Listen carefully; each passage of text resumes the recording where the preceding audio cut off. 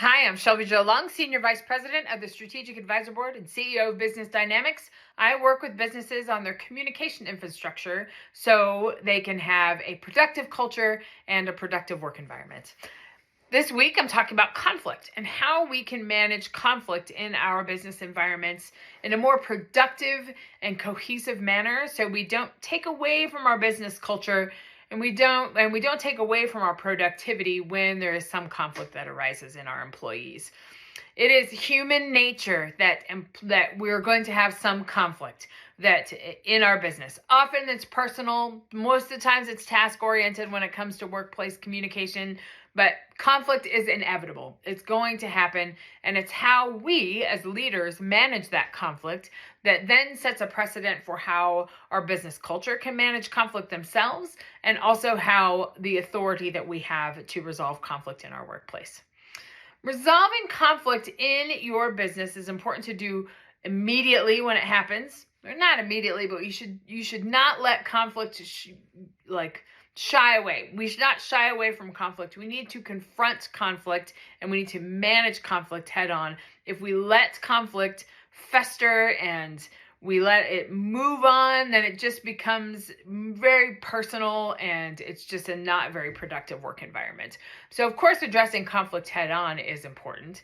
But there are some actions that we can take as CEOs and leaders of our business that can help our employees understand to avoid conflict or to resolve conflict themselves so we don't have to be a part of that.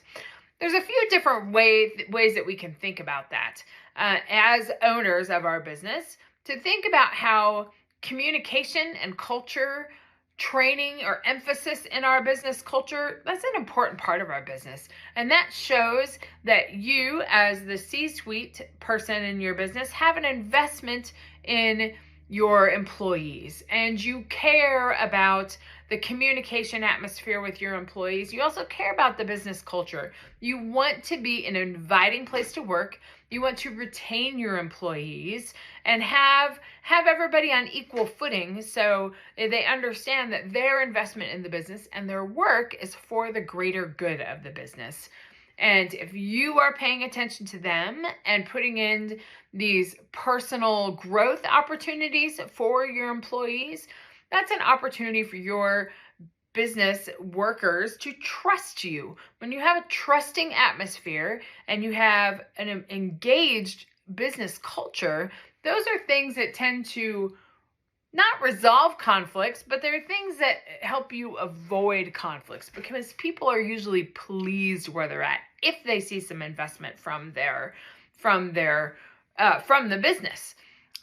Many people that get frustrated with work and that seem overloaded don't have that open atmosphere with their managers, and that often creates a very conflict-inspired environment, and then they start picking at each other. It's just like being at home with your family. If people aren't fed, if people don't have roofs over their heads, or they don't have normal sleep schedules, then it creates conflict.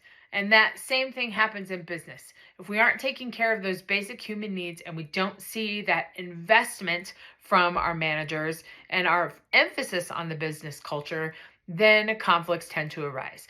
So we can be proactive as managers and be proactive for developing our business culture to be able to help them resolve conflicts in the future and help our employees understand that our business is invested in their own well-being. I work with businesses all the time on their business culture and their leadership structure.